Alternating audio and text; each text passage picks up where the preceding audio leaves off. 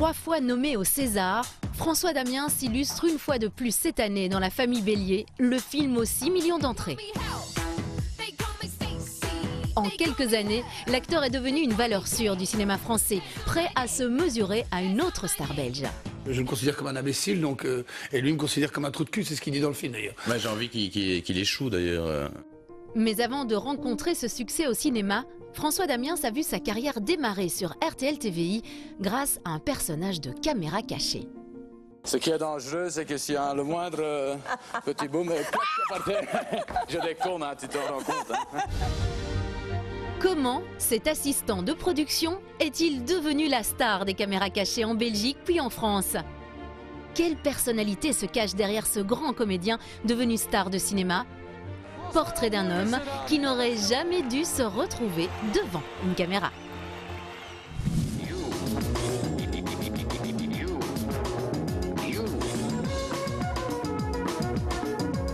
Mars 1999, RTL TVI programme un nouveau divertissement de caméra cachée présenté par le jeune Jean-Michel Zeka. Si c'était vous, l'émission produite par la société Keynews. Ce soir-là, les téléspectateurs font la connaissance d'un certain François Lambrouille. En cette fin d'année, les charpentiers de Si c'était vous ont redoublé d'énergie. Ce décor, c'est une idée de François Lambrouille, bien sûr. Il a convoqué nos plus éminents politiques à une séance de vœux très particulière. On avait un produit chez Keynews qui était des petites caméras cachées, des petits modules d'une minute, 1 minute 10. Et il faisait partie de ses assistants de production. Voilà. On avait un bureau à 2-3 mètres de distance. Et je me souviens surtout qu'il faisait des blagues, mais non-stop. Et combien de fous rires j'ai eu grâce à lui. Franchement, il mettait une bonne ambiance. Et je lui ai toujours dit, écoute, vraiment, il faut que tu fasses carrière dans le spectacle, c'est pas possible. C'est un talent immense qui est méconnu, mais on rit tellement avec toi. Marchez-nous aux pauses, à droite ou à gauche? À gauche. C'était un jeune homme plutôt sympa. Systématiquement en train pas de blaguer, mais enfin d'écrire des situations un peu cocasses, un peu comiques.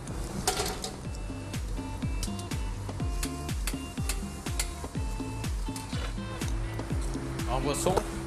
Et puis, comme il avait une belle tête, une belle tronche, à faire des choses comme ça, un jour, on lui a dit, tiens, voilà, fais un truc. Et on lui a envoyé faire quelque chose. Et on lui a proposé de faire au salon de l'auto des fausses interviews. Vous n'avez pas à vous inquiéter. Oh là. Bon.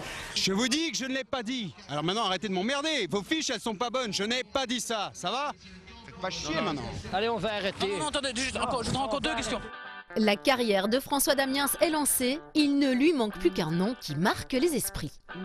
Au fur et à mesure, il crée des embrouilles. Puis à un moment donné, je me suis dit, tiens, on va l'appeler, comment il s'appelait? Il s'appelle François. François l'embrouille, voilà. Il va embrouiller les gens, donc il fallait lui trouver un nom de scène, entre guillemets. Et François l'embrouille, ça résonnait bien et ça allait bien avec son style. Jean-Marc Hermans travaille depuis le début avec François Damiens.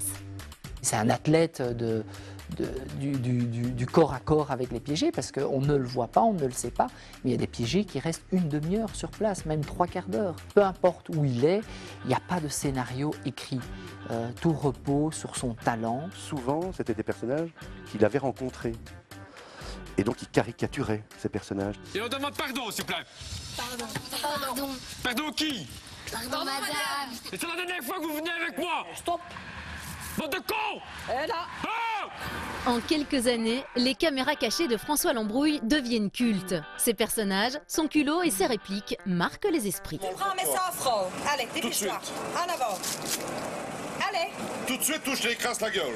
C'est le premier qui a décoiffé complètement le principe de la caméra cachée, qui a poussé la caméra cachée gentillette à son extrême, en mettant vraiment les gens dans des situations extrêmement inconfortables et en poussant la limite.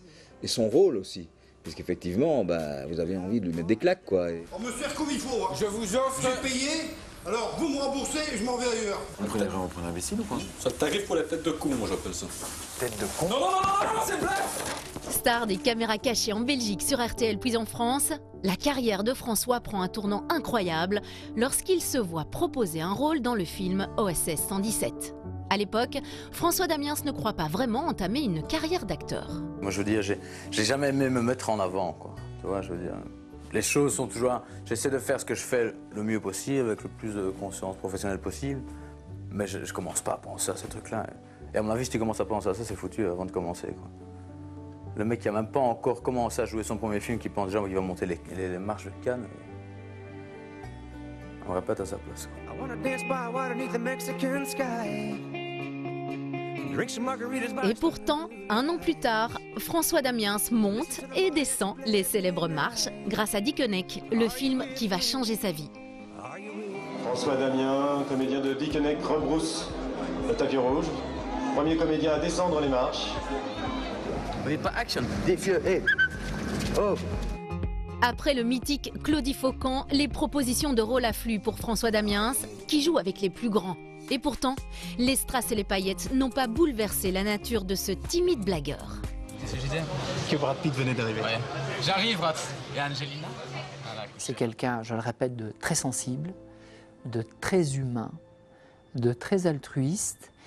François prend des nouvelles de tout le monde, même si on ne se voit pas pendant 6 mois. Ce qui est désarçonnant avec François, c'est que quand on le connaît dans la vie, c'est quelqu'un qui est tellement réservé, tellement timide, qu'on se demande comment il arrive à faire des choses pareilles.